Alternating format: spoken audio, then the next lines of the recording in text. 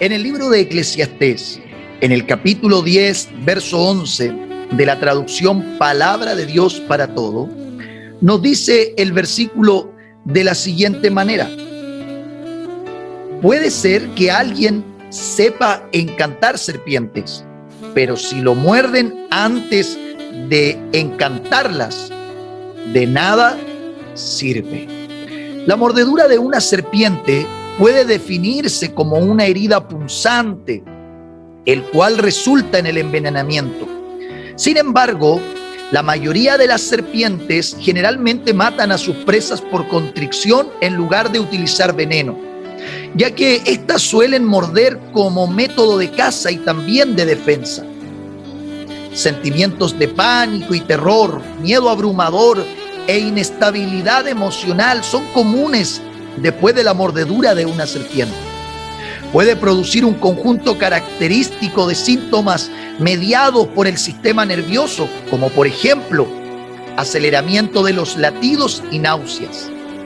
El área mordida puede sangrar y ampollarse y puede conducir a la necrosis de los tejidos. Una mordedura puede desencadenar en una anafilaxia, es decir, en la intoxicación del sistema inmunológico, que es lo que avisa dentro del cuerpo cuando hay un intruso, lo cual esto puede ser mortal. La serpiente antigua en el huerto es uno de los nombres o sobrenombres que Lucifer ha recibido.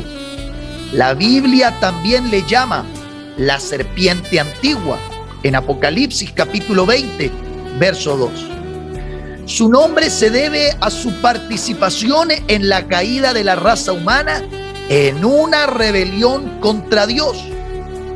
La historia de este sobrenombre la podemos encontrar en Génesis capítulo 3, donde se personifica la maldad o este personaje contrario a Dios en una serpiente.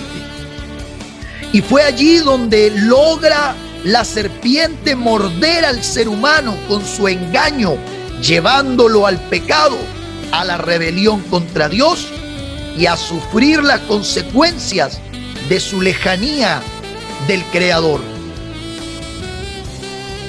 Por lo tanto, es en ese momento donde el hombre, antes de pecar, vivía en un estado puro, inocente, perfecto, pero que luego de haber pecado contra Dios, inmediatamente siente los síntomas de este veneno,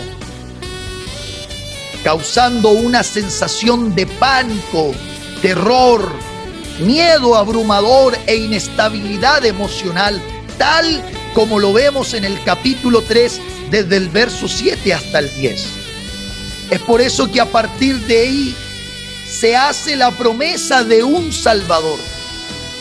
Desde el mismo comienzo del capítulo 3, Dios anunció la venida al mundo de alguien que podría librar o salvar al hombre de las consecuencias de la mordedura. Así lo expresa Génesis capítulo 3, verso 15. A lo largo de la historia se proclamó la llegada de un Salvador capaz de sanar la herida mortal que el diablo provocó en el hombre. Isaías capítulo 7, verso 14 dice: por tanto, el Señor mismo os dará señal. He aquí la Virgen concebirá y dará a luz un hijo y llamará su nombre Emanuel. Capítulos más adelante, en el capítulo 9, verso 6 del mismo libro de Isaías, se dice: porque un niño nos es nacido, hijo nos es dado, y el principado sobre su hombro, y se llamará su nombre Admirable Consejero, Dios fuerte, Padre eterno, Príncipe de paz. Esas profecías tuvieron cumplimiento en una sola persona. El apóstol Pablo dice: pero ahora, aparte de la ley, se ha manifestado la justicia de Dios, testificada por la ley y por los profetas, Así lo encontramos en Romanos capítulo 3, verso 21. Esa persona no es nada más que Jesucristo mismo. Juan en su primera carta lo dice: el que practica el pecado es del diablo, porque el diablo peca desde el principio. Para esto apareció el Hijo de Dios, para deshacer las obras del diablo. Todo lo que vemos hoy en día, delincuencia, robo, corrupción, prostitución, muerte, homicidios, rebeldía, enfermedades, etcétera y etcétera y etcétera. Todas esas cosas fueron obras del diablo. No estaban contemplados en el plan original de Dios. Lamentablemente fue la decisión nuestra como seres humanos que llevó al mundo a vivir en las condiciones en las que hoy estamos. Es por eso que se presentó un antídoto ante la mordedura de esta serpiente. Cuando Jesús vino al mundo, Él vino con un único propósito, un propósito definido. Primeramente, participar de nuestra naturaleza, es decir, experimentar todas las sensaciones y vivencias que nosotros tenemos, con la diferencia de que Él no cometió pecado alguno. Antes, llevó sobre sí los pecados de todos nosotros. La Biblia lo dice, porque no tenemos un sumo sacerdote que no pueda compadecerse de nuestras debilidades, sino uno que fue tentado en todo según nuestra semejanza, pero sin pecado. En Números capítulo 21 se da una escena compleja. El pueblo de Israel decide rebelarse contra Dios. Esta rebelión provocó que Dios tuviera que actuar en su justicia y permite que serpientes venenosas se introduzcan entre el pueblo y den muerte a todos aquellos que participaron de dicha rebelión.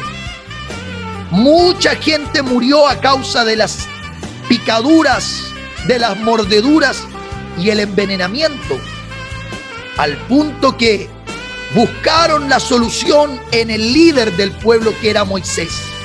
Moisés intercede por el pueblo y Dios le da un antídoto.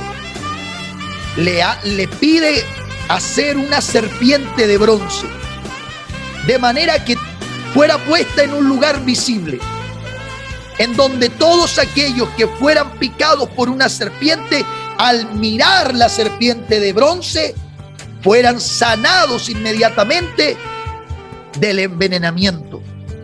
Pero no estamos hablando de simplemente mirar y ya. El hecho de mirar necesitaba la actitud de una persona, la actitud del cambio. La serpiente que levantó Moisés era un prototipo de Jesucristo.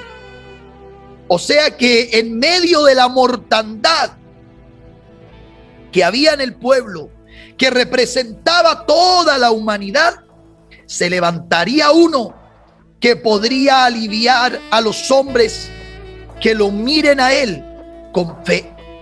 Así lo expresa el Evangelio de Juan capítulo 3, verso 14 y 15. Y como Moisés levantó la serpiente en el desierto, así es necesario que el Hijo del Hombre sea levantado, para que todo aquel que en él cree no se pierda, mas tenga vida eterna. El antídoto se encuentra en Jesús. No hay otra forma. La política humana no puede proporcionar al hombre el antídoto que lo puede salvar de la muerte. Por lo tanto, no importa si eres de izquierda o de derecha, no importa si hay un cambio de constitución. El cambio de constitución no acabará con la corrupción, no acabará con la injusticia, no acabará con la maldad, no acabará con la delincuencia, no acabará con el hambre, no acabará con la pobreza, no acabará con los terribles síntomas de la mordedura de esta serpiente antigua que engañó al hombre para alejarse de Dios. Las religiones que hay en el mundo no pueden ofrecer por medio de obras muertas, ceremonialistas, legalistas, el antídoto que el hombre puede recibir para ser librado de la muerte. La vida moralista que se dedica a hacer el bien sin tener en cuenta a Dios o sin tener en cuenta a su iglesia, tampoco puede librar al hombre de la mordedura y el veneno de esta serpiente. Solo Jesús puede salvar al hombre, porque así lo dice la Biblia. Y en ningún otro hay salvación, porque no hay otro nombre bajo el cielo dado a los hombres en que podamos ser salvos. Hubo un hombre que con dolor en su corazón preguntaron con urgencia qué podría hacer para librarse del veneno de la serpiente. A lo que el apóstol Pedro respondió: arrepentíos y bautícese cada uno de vosotros en el nombre de Jesucristo para el perdón de los pecados y recibiréis el don del Espíritu Santo. Así lo expresa Hechos de los Apóstoles capítulo 2 verso 38. El antídoto que todo ser humano necesita, el rico como el pobre, el sabio como el ignorante, empezando por el gobernador de este país, desde el presidente hasta el último ciudadano,